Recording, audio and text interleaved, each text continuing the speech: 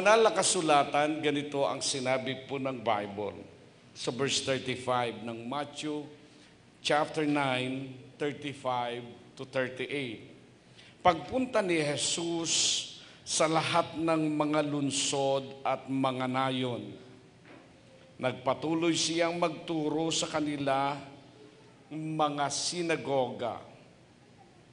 Ipinangaral ang mabuting balita ng kaharian at pinagaling niya ang lahat ng uri ng may karamdaman at ang lahat ng uri ng may sakit. Tayo manalangin sa Diyos, kami nagpapasalamat sa iyo, Ama, sa iyong kadakilaan. Sa araw po ng pagsamba ay inihahatid mo kami sa lugar na ito upang makinig ng iyong salita. Buksan mo ang aming pakinig upang dadaloy ang mga pagpapala at pagkain po ng aming kaluluwa ngayong umaga pong ito. Sa makapangyarihang pangalan ng Panginoong Jesus, lahat tayo magsabi ng Amen. You may be seated. Nais kong mangaral sa pamagat na our responsibility to the world. No? Lahat tayo na tinawag ng Panginoon ay merong kanya-kanyang responsibilidad na dapat pong gampanan sa mundong ito. Pag sinabi nating responsibility, it accompanied by the word, sabihin na nating ito ay laging kasama, mga kapatid, yung salita na tinatawag na ganito, yung salitang accountability. But before that, balikan natin ang ating text ngayong umaga. Ang sabi ng banal na kasulatan, si Jesus sa lahat ng mga lunsod ay pumunta siya. Hindi lamang lunsod, kundi maging sa mga nayon. Nagpatuloy siyang magturo sa kanila sa mga sinagoga. No? Ipinangaral ang mabuting balita ng kaharian. One of the greatest responsibility na ginawa ng Panginoon ay ang ipangaral po ang salita ng Diyos. Meaning to say, sa kanyang pagparito ay meron siyang dalang mensahe, mga kapatid, sa sangkatauhan. Actually, ang purpose ng pagparito ng Panginoon is to save mankind, mga kapatid. Yung mga taong nilalang niya, yung mga taong creation niya, yung mga tao na kung saan sa mundong ito ay nais niya na maligtas po sila at makarating sa kaharian ng langit, mga kapatid. Hindi lamang sa pangangaral ng salita ng Diyos ang ginawa ng Panginoon nung siya'y naparito. Sabi po ng Bible, pinagaling niya ang lahat ng uri ng may karamdaman at ang lahat ng uri ng sakit. Meaning to say, sa pagparito niya sa kanyang pangangaral ng salita ng Diyos, it accompanied healing doon sa mga tao na nakinig sa kanya, doon sa mga tao na may karamdaman, ay pinagaling po ng ating Panginoon. Ang sabi niya, nang makita niya ang napakaraming tao, nahabag siya sa kanila dahil sila ay naguguluhan at pinanghihinaan ng loob.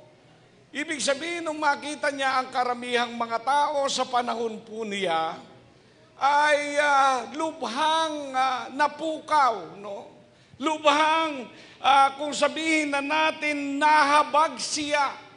Nakita natin na ang kanyang pagmamahal dun sa mga tao na kung titignan natin ay naguguluhan at pinanghihinaan ng loob, ay kanya po itong pinalakas, mga kapatid. At silang tupa na walang pastor. Sabi ng verse 37, sinabi niya sa kanyang mga alagad, marami ang aanihin, ngunit kakaunti ang maggagawa. Kaya madaliin ninyo idalangin sa Panginoon ang pag-aani upang makapagdala sila ng mga manggagawa, magpadala siya ng mga manggagawa sa kaniyang anihan, mga kapatid ko. Dito, mapapansin natin na ang Panginoong Diyos, meron siyang layunin pumunta, kaya siya pumunta sa sanglibutan, ay meron siyang layunin. Unang-una na, mangaral siya ng salita ng Diyos sa mga tao. Pagkatapos ng pangangaral ng salita ng Diyos, ay pagalingin niya ang merong pangangailangan sa uri ng kanilang mga karamdaman, mga kapatid. Ibig sabihin, ito ay isang gampanin ng Panginoon na ginawa niya, na dapat din ay tularan natin bilang mga anak ng Diyos. We have responsibility to do in this world, mga kapatid ko.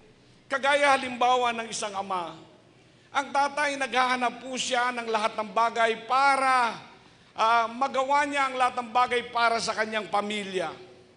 Naghahanap buhay siya, naghahanap siya ng pera upang mapag-aral niya ang kanyang mga anak, upang masuplayan niya ng pangangailangan ng kanyang pamilya sa pagkain. Everything ay ginagawa ng isang ama, ginagawa ng isang magulang. Minsan nag-abroad sila, minsan ginagawa nila ang lahat ng bagay para lamang masustentuhan nila ang kanilang mahal na pamilya. Everybody say amen. Meaning to say, meron silang responsibility na dapat gampanan sa kanilang mga pamilya. Ibig sabihin nito, mga kapatid, lahat ay gagawin nila. Lahat ay gagawin nila, magsasacrifice sila para lamang mabuhay ang kanilang pamilya, matapos ang kanilang mga anak, magkaroon ng pagkain ng buong pamilya, mga kapatid. Ito ang kanilang responsibilidad na dapat gampanan sa kanilang pamilya. But let me tell you, mga kapatid, hindi lamang binigyan tayo ng Diyos ng responsibility para sa ating mga mahal sa buhay. Merong responsibility na ibinigay ang Diyos sa atin na dapat ay gampanan natin when it comes to religious things or spiritual matter, mga kapatid. Ito po yung pagdadala at pag-aakay po ng kaluluwa sa paanan ng ating Panginoon.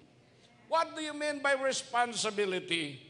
Responsibility is the state or fact of being accountable. Ibig sabihin nito, mga kapatid, if God had given us responsibility, it accompanied by accountability. Di ba? Binigyan ka ng responsibilidad ng Diyos, binigyan ka ng gampanin ng Panginoon, binigyan ka ng mga bagay na dapat mong gawin sa Panginoon. Merong accountability ito sa harap ng dakilang Diyos na ating pinaglilingkuran. Number one, you are accountable or you are to blame for something. Alam niyo yung mga leader, napakabigat po ng responsibility na nasa kanilang mga balikat. Everybody say amen. Di ba? Hindi lamang sa gobyerno, hindi lamang sa religious aspect, mga kapatid, in all areas of life, basta't binigyan ka ng responsibility, mga kapatid, meron talaga itong accountability, meron kang dapat ipagsulit sa iyong pinaglilingkuran, mga kapatid. Remember, if you are saved, you are destined to serve. Lahat nga ng mga ligtas, magtaas ng kanang kamay, lahat ng ligtas, di ba? Kung inaangkin natin na tayo yung mga ligtas, mga kapatid, you are destined to serve. Di ba? Kung ikaw ay tinawag ng Diyos, tumanggap sa tawag ng Diyos, kung ikaw ay nabautismohan na sa pangalan ng Panginoon, tumanggap ka ng banal na Espiritu Santo, ikaw ay ligtas. But you are destined to serve. Tayo po ay patungo po talaga sa paglilingkod. Amen. Lahat ng mga naglilingkod sa Panginoon, magsabing praise the Lord. Di bali na, wala kang bisita ng linggo, okay lang dahil Holy Week. Okay lang yon. Palagpasin lang natin yan. Kahit na tumatawa-tawa si Satanas sa atin, okay lang yan, Satanas. Hindi pa tapos ang laban. Right? Bagamat wala kaming nadalang bisita nung nakaraan, okay lang yan. Hindi pa tapos. Sa susunod na pagkakataon ay may magagawa pa tayo na mas maganda para sa Panginoong Diyos na pinaglilingkuran natin, mga kapatid. Ako'y naniniwala, mga kapatid, na minsan pinakikita ng Diyos sa atin ang isang pangitain at isang sitwasyon na para bagang natatalo tayo. No, sir. No, ma'am. Wala pong sayang sa ginagawa natin sa ating Panginoon, mga kapatid. Walang sayang sa mga sakripisyo na ibinibigay mo sa Panginoon. Hindi sayang ang pananalangin mo. Hindi sayang yung pag-aakay mo. Hindi sayang yung pagsasalita mo at pangangaral mo tungkol sa ating Panginoong Diyos. Hindi po sayang yan. Right? Maaring sinasabi niya na nanalo siya, but that is not true, mga kapatid. Ang tanging nananalo, yung mga tao na nagpapagamit sa gawain ng ating Panginoong Diyos at ibinibigay ang kanilang mga buhay sa Diyos na kanilang pinaglilingkuran. You need to live full and die empty. Anong ibig sabihin nito? Habang ikaw ay nabubuhay sa mundong ito, dapat maging sagana ang iyong buhay. Ibig sabihin, kung spiritual aspect ang pag-uusapan natin, sagana ka sana sa mga salita ng Diyos. Sagana at umaapaw ang burden sa buhay mo. Sagana, mga kapatid, punong-puno ka ng mga aral at turo ng salita ng Diyos, mga kapatid. Kung ito'y darating ang araw na ikaw ay mawawala, dapat ito na ilabas mo na, dapat ito na i-share mo na, dapat ito nasabi mo na dun sa mga tao na nangangailangan patungkol po sa Panginoon. Everybody say amen. Diba ang sarap na matuto tayo patungkol sa salita ng Diyos? Napakasarap ang pakiramdam na every Sunday naririnig natin ang salita ng Diyos. Every Sunday lumalalim ang ating pananampalataya. Every Sunday nararamdaman natin ang ating Panginoon, mga kapatid.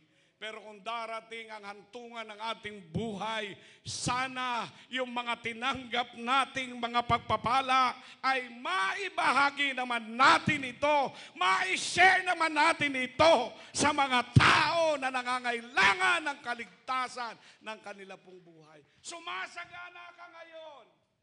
Pero dapat, mga kapatid, yung kasaganaan when it comes to spiritual matters ay dapat maibahagi natin ito sa mga tao na nangangailangan. You know, compassion is very important sa buhay po ng mga anak ng Diyos. Yung mahabag ka, yung makiramay ka, sa other word ng compassion, mga kapatid, ay napakahalaga. Does our church ready to accept all kinds of people, mga kapatid? A church should be a place where everyone is welcome, regardless of their background. Dapat po ang iglesia ay tinatanggap niya ang lahat ng mga tao, maging ano paman ang mga background nito. Right? Ang church ba natin handa nang tumanggap ng mga ex-convict? Na kapag kabisita natin sa church, parang natatakot tayo sa kanila, mga kapatid. Para bagang iniiwasan natin sila, para bagang ang tingin natin sa kanila ay masamang-masama na, mga kapatid. Handa na ba ang church sa ganung kustumbre ng paglilingkod sa Diyos? Ang church ba natin Handa nang tumanggap ng mga bakla. O ang tingin natin sa kanila ay napakarumi nila. Paano tayo makikitungo sa kanila? Paano natin sila pakikitunguhan kapag sila'y pumunta sa loob ng simbahan? Or mararamdaman nila sa kanilang mga sarili that they are not welcome sa Church ng Pentecostals. Handa na ba ang church sa mga taong nangangailangan ng kaligtasan na ang buhay nila ay katulad ng mga patutot sa banal na kasulatan? Handa na bang tanggapin natin yung mga tao na kung saan different background sa sanglibutan? What is your position for that? Handa na ba ang puso natin sa lahat ng mga klase ng mga tao sa mundong ito para sila ay magkaroon ng kaligtasan? Or sa atin pag nakita nila tayo, dumalo sila sa pagsamba, baka iisipin nila that they are not welcome sa ating pagsamba. Sana po bilang mga anak ng Diyos, sana po bilang mga tinawag ng Diyos at binigyan ng pagkakataon ng Diyos na makakilala sa kanila, anumang klase ng background ng tao ang lalapit sa Diyos, tanggapin po natin sila.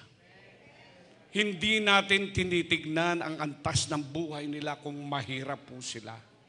Hindi natin tinitignan kung anong klaseng buhay sila, kung handa silang magbago sa harapan po ng Panginoon. Noong linggo, yung kasama ng preacher natin ay ex-convict din yon, mga kapatid. At nung sila'y pinakakain ko sa labas sa Hapchan, dyan sa Malolos, tinanong ko siya, sabi ko, Brad, ano bang naging kaso mo sa loob? At ano ang dahilan, bakit ka nakulong? Sabi niya, Pastor, huwag kang mabibigla. Okay lang kako. Anong reason bakit mo binuno ang ilang taon sa loob ng bilangguan? Pastor, meron po akong napatay. Yung napatay ko po, yung konti magpakain. Kaya sabi ko, tara, umorder tayo ng marami, huwag kang mag-alala. Hindi, joke lang yun. Joke lang. Takot ako, mga kapatid eh. Parang yung isang tao na nakarang buwan,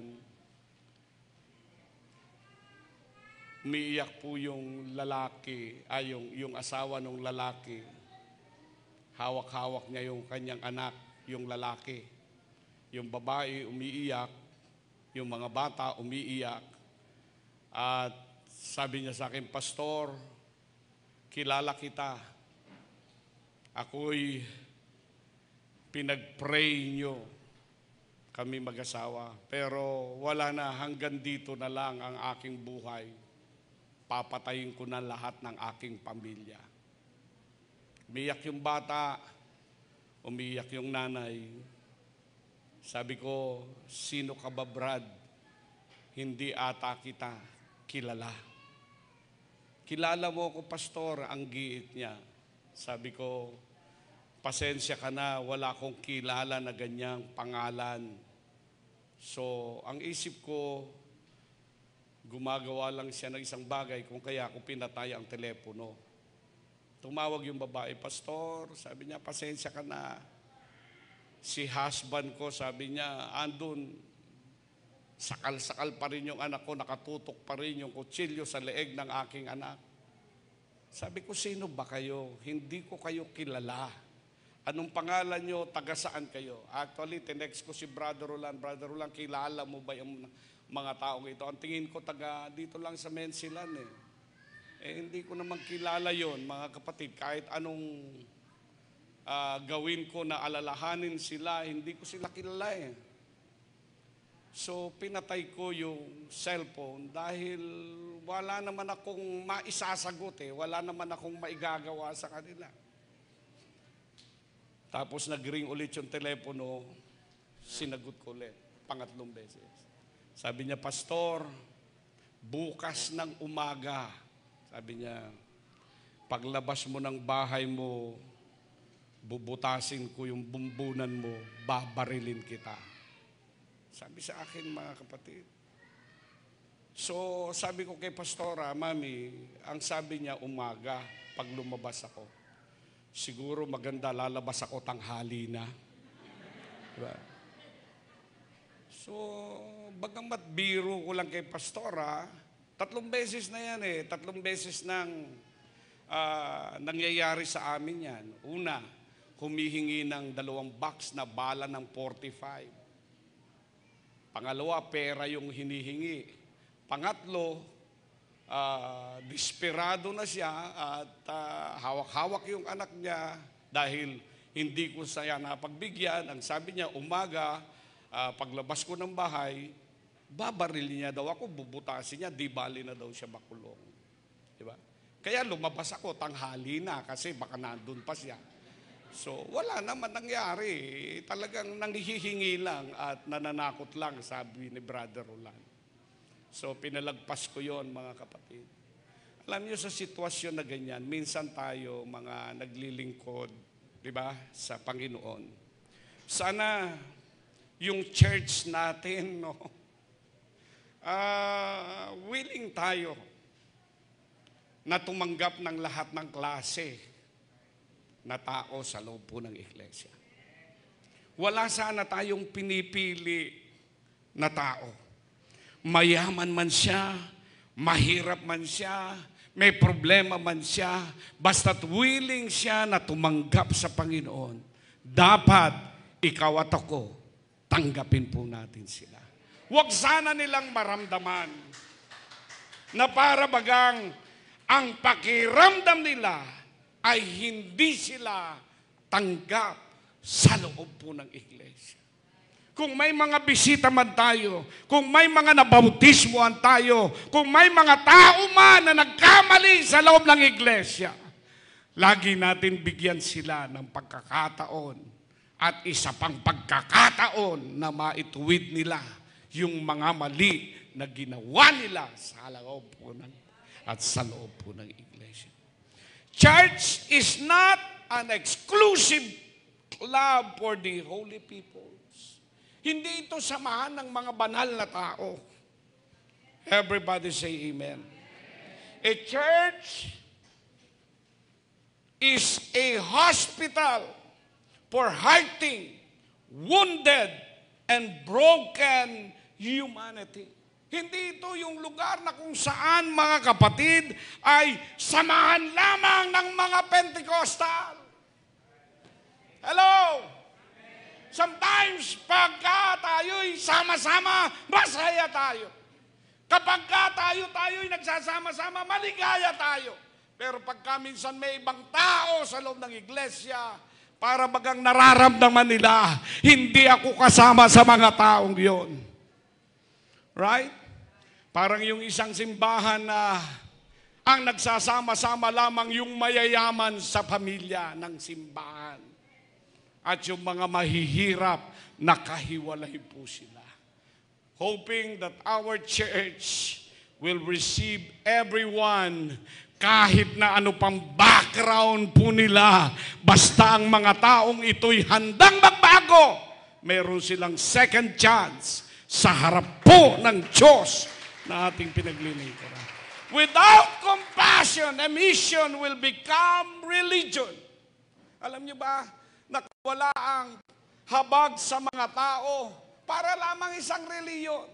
Sometimes, religion, ginagamit nila ito sa personal benefits ng kanilang buhay. Sometimes, ang religion, ginagamit nila ito sa politics. Sometimes, ang religion, Ginagamit nila ito sa kanilang organization, mga kapatid. Hindi po dapat gayon, mga kapatid. Kung wala ang pagdadalang habag, mga kapatid ko, sa mission, magiging para lamang isang relihiyon ang ginagawa natin sa mundong ito, mga kapatid. Genuine compassion will lead us into action. Everybody say amen. Palakpakan natin ang Panginoon, mga kapatid. Hallelujah. Hallelujah. Genuine compassion,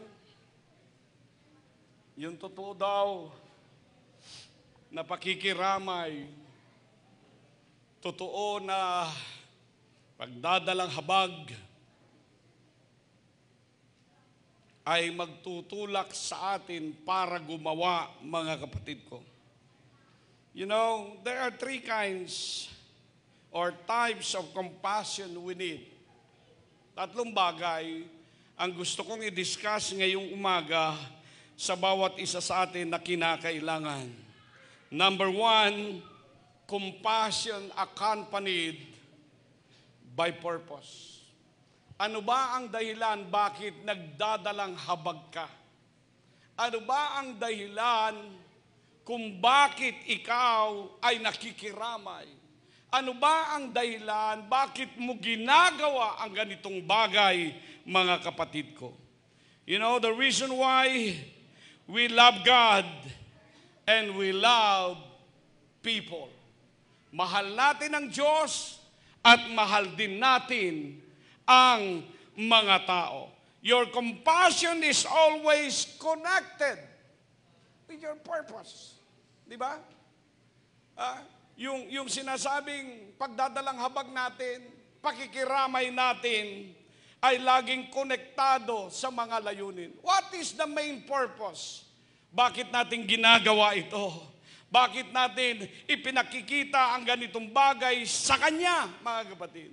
Dahil alam natin, ito ang kalooban ng Diyos, mga kapatid, na ang mga taong ito na pinakikitaan natin ng mabuti ay makakilala rin at makita rin nila ang mga bagay patungkol po sa Diyos. God-given dreams always has a kingdom purpose. Yung binibigay ng Diyos na mga pangitain, mga pangarap, ay lagi pong kasama ang kingdom purpose. Dapat po sa lahat ng ating ginagawa, kasama po natin ang kaharian ng Diyos. Everybody say amen. Parang nasabi ko sa inyo noon, siguro hindi magluluwat, magkakaroon tayo ng gawain muli sa lugar po ng Bulacan. Salamat doon sa mga taong ginagamit ng Diyos. No? Kung loloobin ng Panginoon yan, marami naman tayong mga tao na dapat magamit sa gawain doon. Kung ito'y pagkakaloob ng Diyos sa near future, mga kapatid, ay gagawin po natin yung ganung bagay. May mga pangarap pa tayo, kailangan sa mga pangarap natin, lagi pong kasama ang ating Panginoon. Hindi lamang mangarap tayo sa ating mga sarili. Hindi lamang mangarap tayo sa ikabubuti ng ating buhay. Mabuti po yan, mga kapatid. Pero wag nating kaligtaan, isama natin sa ating mga pangarap ang gawain ng ating Panginoon, mga kapatid. Isama natin sa ating mga pangarap na ang gawain ng Diyos ay matulungan natin, mga kapatid, sapagkat ito naman ay nararapat na gawin po ng mga anak ng Diyos. The purpose of life is to live a life of purpose, mga kapatid ko. Kaya nga binigyan ka ng buhay ng Diyos para mamuhay ka sa mga layunin at ibig ng Diyos sa iyong buhay, mga kapatid. Lahat po ng masaya na naglilingkod sa Diyos, taas nga kamay. Hindi pa ba kayo nabuboring sa paglilingkod? Masaya pa ba kayo na naglilingkod sa Panginoon? Di ba? Habang nagluluwat, parang gusto pa natin na lalo pang lumalim, malalo pang matuto tayo ng mga aral ang salita ng Diyos, mga kapatid. You know, compassion Focus on people. Anong ibig sabihin nito? Dapat sinasabi natin sa sarili natin, I will engage myself in evangelism. Sa susunod ba na programa natin sa church, mag-i-engage kayo? Lahat nga ng handang mag-engage, taas nga ang kamay, mga kapatid. Taas ang kamay. Yung mga napipilitan, taas ang kamay. Ganun lang, mga kapatid. Di ba? Sa prayer for three, kailangan natin mag-engage, mga kapatid. Right? Hindi lamang sila, aba ako rin. Gusto ko rin sumali. Gusto ko rin makipag-engage, mga kapatid. Intentionally, gagawin ko ito. Mag-aakay ako, magtuturo ako, magpa-follow up ako, tuturuan ko at ipipray ko yung mga tao na aking dadalin sa gawain ng ating Panginoon. Sinong gustong makapagdala ng kaluluwa sa Diyos? Taas nga ang kamay. Di ba? Babaguhin na natin ang ating pananaw. Di ba? Minsan yung pananaw natin, sulat natin yung 3 pangalan. Kinuha naman ni Kayla, kinuha naman ni Charlotte, yung media natin, sinulat nila. Pagkatapos natin ibigay yung pangalan, yung iba pala noon nasa abroad, di ba? Yung iba pala noon nasa mga Bisaya, sa Mindanao. Hindi naman masama yun, pero paano natin madadala yun kung ang lalayo nung pinagbibigay nating mga pangalan? Kalabitin mga katabi mo. Sabi mo nga sa katabi mo, nasaan na yung 3 pangalan na binigay mo?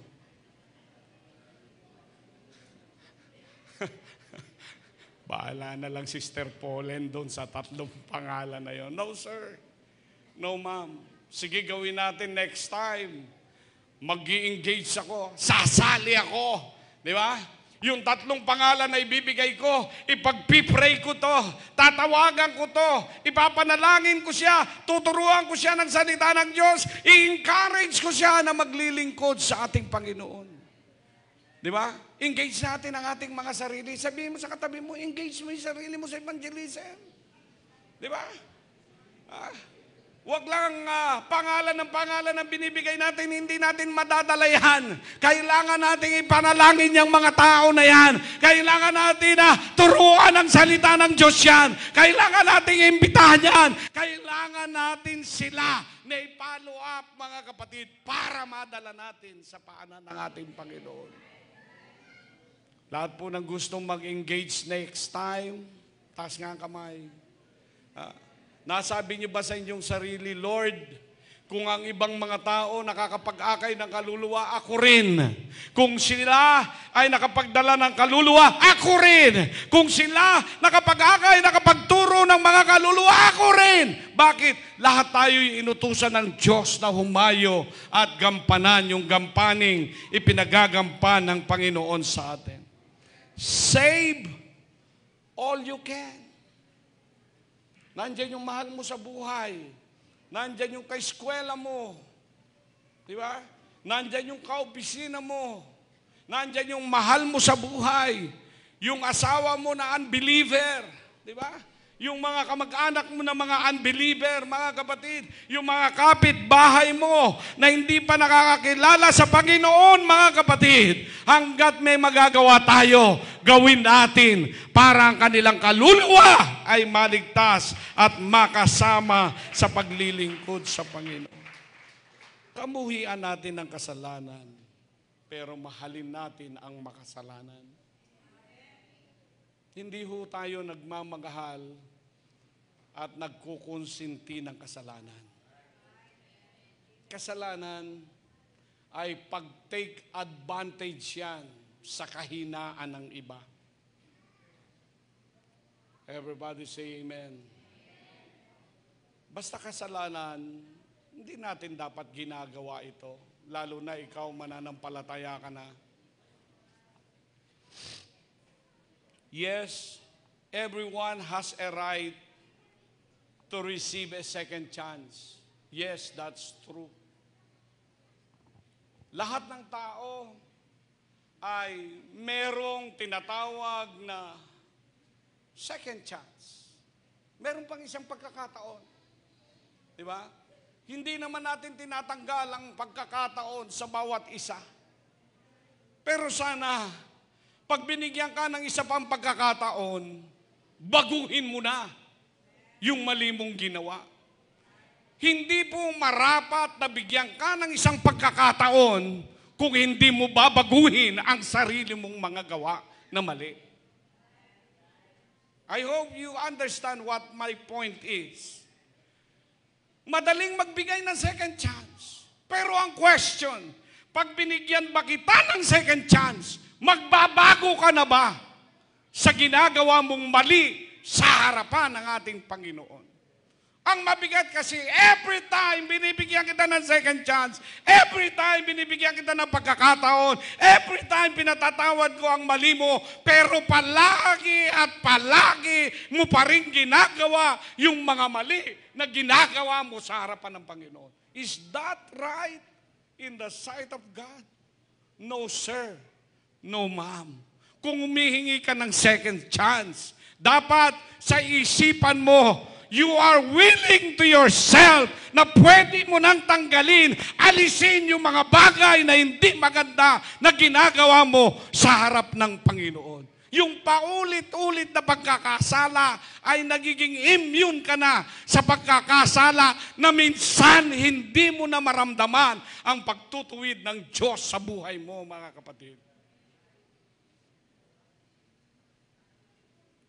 Si Samson, sa banal na kasulatan, ay nagkaroon siya ng pagkakamali sa harapan ng Diyos. Sinabi niya ang lakas niya kung saan nagmumula ito.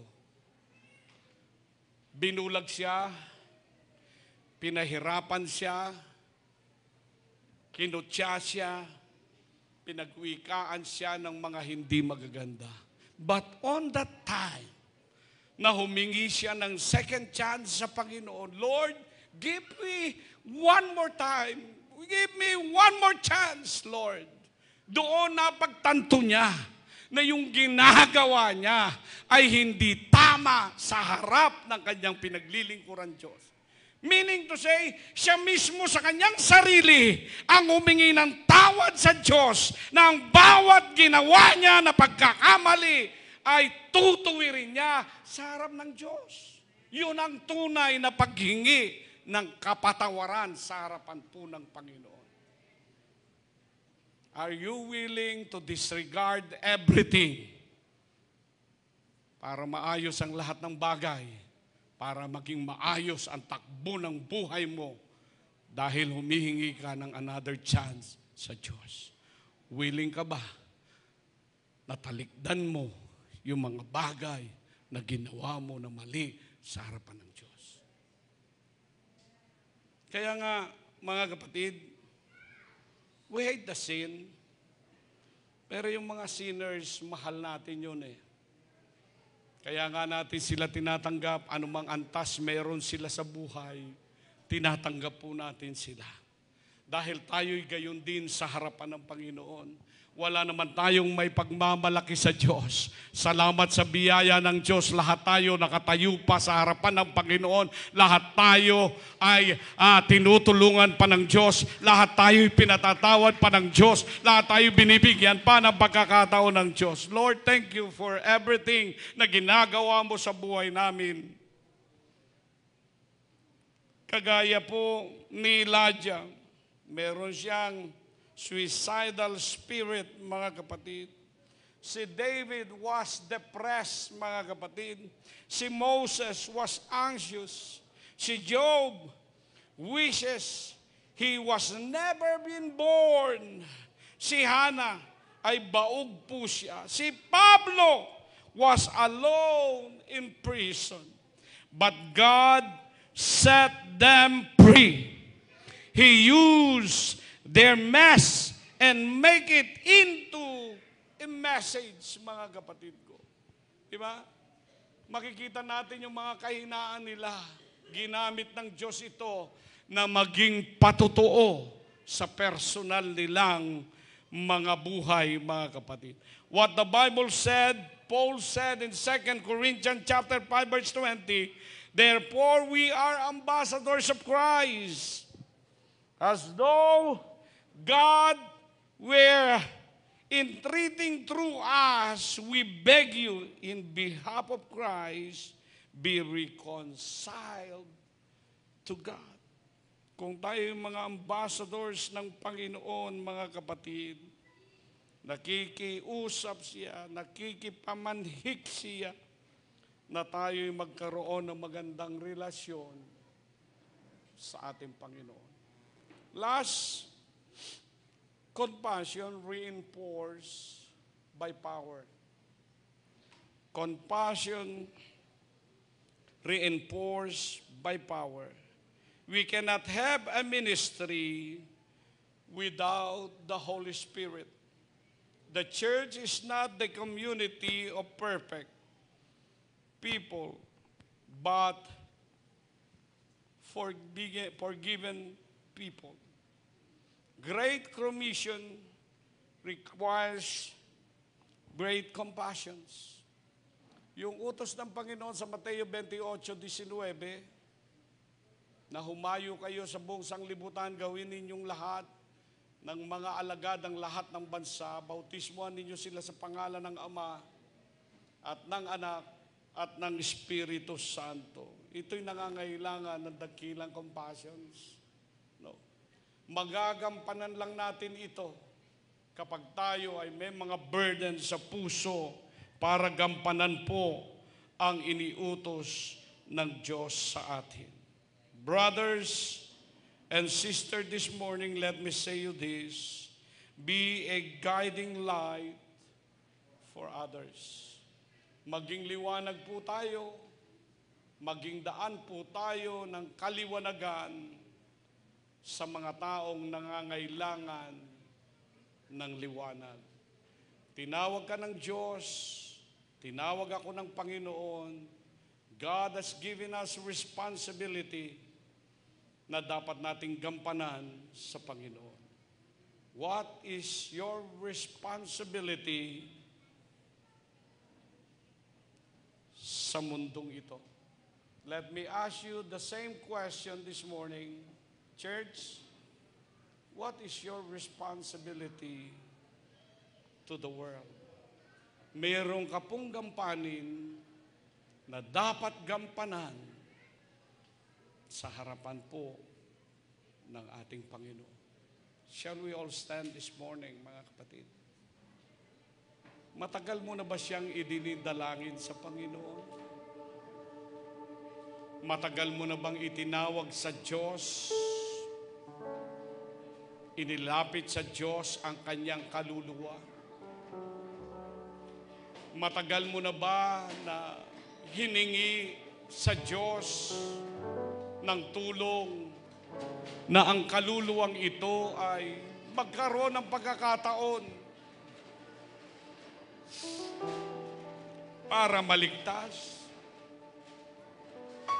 Minsan para sa atin, napakahirap po nating gampanan yung gampaning ibinibigay ng Diyos.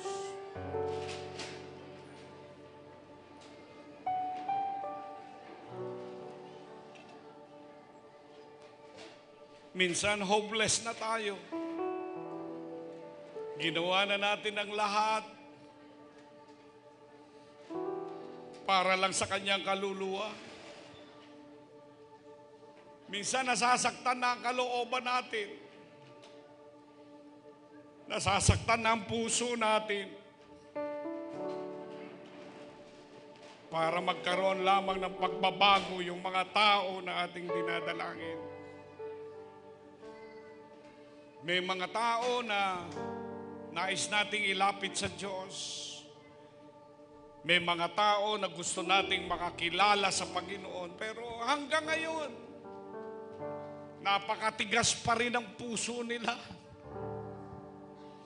Di pa rin natin makita ang kanilang kaluluwa sa harap ng Panginoon. Parang hopeless na tayo minsan. Parang lahat ng bagay ginawa na natin pero wala pa rin magandang resulta. Church, huwag kang sumuko. Hanggang hanggat kaya pa natin,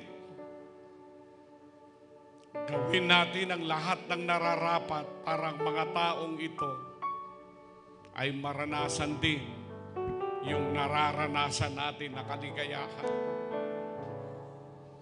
Actually, ginagawa mo yan, hindi naman para sa iyo.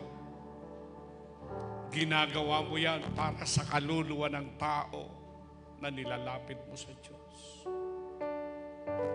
Wala tayong utang sa mga tao, pero meron tayong utang sa Diyos. Maaring wala kang pagkukulang kanino man. Maaring masasabi mo, wala kang responsibility sa mga tao. Buhay nila yun eh. Bahala kayo sa buhay ninyo. But let me tell you, yung kaligtasan na tinanggap mo, yan ay biyaya ng Diyos na ibinigay sa iyo. Hindi ba't marapat lamang na ibalik natin sa Diyos? Di ba't marapat na suklian natin yung ginawang kabutihan ng Diyos, na dalhin din natin ang mga taong ito na wala pa sa Panginoon na mailapit mo sa Diyos. Let's pray. Panginoon naming Diyos, kami lumalapit sa iyo. Maaaring minsan ang tingin namin ginagawa namin ay failure. Maaring sa mata ng iba, may mga pagkukulang kami. Maaring sa mga isipan, ay may nagagawa kaming mga shortcomings. But Lord, this responsibility na ibinigay mo sa amin, gagampanan pa rin namin ito, Lord. Di man namin makita ang bunga ngayon, pero magpapagamit pa rin kami para sa mga kaluluwa sa sanglibutang ito na mailapit po namin sa iyo. Use every one of us, Lord Jesus. Itong burden na ito ay magpatuloy po naming maramdaman na magamit mo kami sa mga kaluluwa na nangangailangan ng kaligtasan. God, we need power of the Holy Ghost today. Kailangan namin ng refreshment. Kailangan naming ma-repress ang aming pananampalataya sa pamamagitan ng Santo Espiritu na nararamdaman po namin. Nararamdaman namin na ikaw ay nangungusap sa puso namin ngayong umaga. Let this burden grow, Lord Jesus. Lumalim pa ito. Panghawakan pa namin ito. Sundin pa namin ito, Lord. Yung aming gampani na mag-akay ng kaluluwa ay magampanan namin sa iyong harapan. In the name of Jesus. Let's ask the Lord for the Holy Ghost today.